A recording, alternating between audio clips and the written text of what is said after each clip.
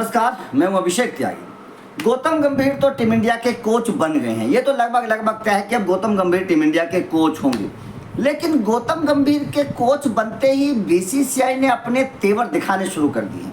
जो पहले ऐसा माना जा रहा था, गौतम गंभीर की जो शर्त थी कि भाई साहब उनकी शर्तों पर सारा काम होगा, सारे लोग उनकी शर्तों पर रखे जाएंगे, सारा सिलेक्शन उनकी शर्तों पर होगा, कोचिंग स्टाफ उनकी शर्तों पर होगा, जो इस तरीके की बातें पहले चल रही थी, अब उन शर्तों को मानने से बीसीसीआई ने मना कर दिया है। गौतम गंभीर को साफ तौर पर बड़ा झटका लगा है, क्योंकि अगर आप शुरुआत में ही, क्योंकि अभी तो गौतम गंभीर कुर्सी पर भी नहीं बैठे हैं, अभी तो श्रीलंका दौरे से उनको कुर्सी पर बैठना है, अगर उससे पहले ही बीसीसीआई उनको झटका दे रही है तो भाई साहब क्या ये दोस्ती लंबी चलेगी?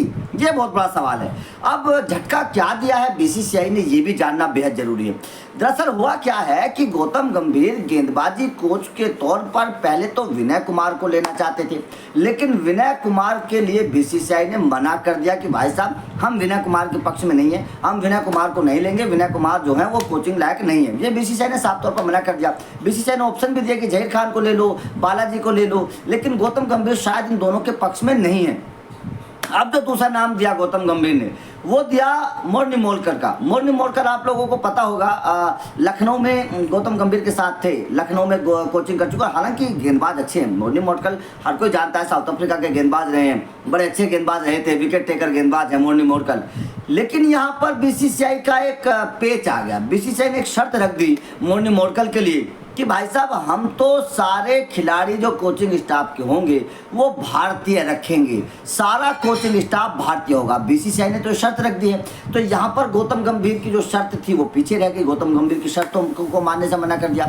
एक और शर्त थी गौतम गंभीर की, एक और शर्त ये थी भाई साहब की फील्डिंग कोच के तौर पर जोंटी रोड्स होने चाहिए। अब जोंटी रोड्स भी लखनऊ के खिलाड़ी थे, आप लोगों को पता है, लखनऊ में जोंटी रोड्स को आपने लाइन पे देखा होगा, सीमा रेखा पर। तो जोंटी रोड्स को गौतम गंभीर चाहते थे कि जोंटी रोड्स मेरी टीम में फील्डिंग कोच के तौर पर हैं।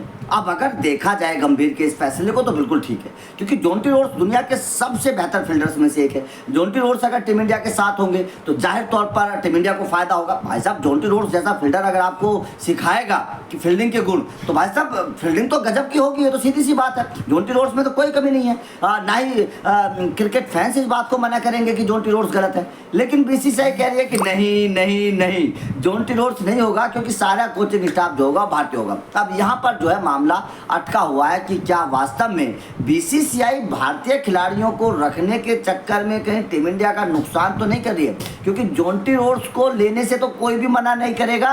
जोंटी रोड्स अगर हमारे फील्डिंग कोच होंगे तो भाई साहब ये तो मजा ही मजा है।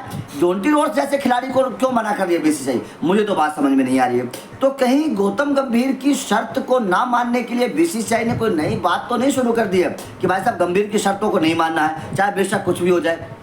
क्योंकि गंभीर के कोई ये दोनों ऑप्शन गलत तो नहीं है, मुरली मोलकर भी गलत नहीं है, उसके बाद में आपके जोंटी रोड्स भी गलत नहीं है, क्योंकि हर कोच चाहता है कि उसकी जो टीम हो वो एकदम दिग्गजों से भरी हुई हो। हर कोच चाहता है कि उसकी टीम में अच्छे कोचिंग स्टाफ हो। लेकिन पता नहीं बीसीसीआई क्यों नहीं मान रही। इस बात को लेकर बवाल मचा हुआ है। गौतम गंभीर की शर्तों को मानने से मना कर दिया है। अब यहाँ पर बवाल ये है कि क्या गंभीर रुकेंगे?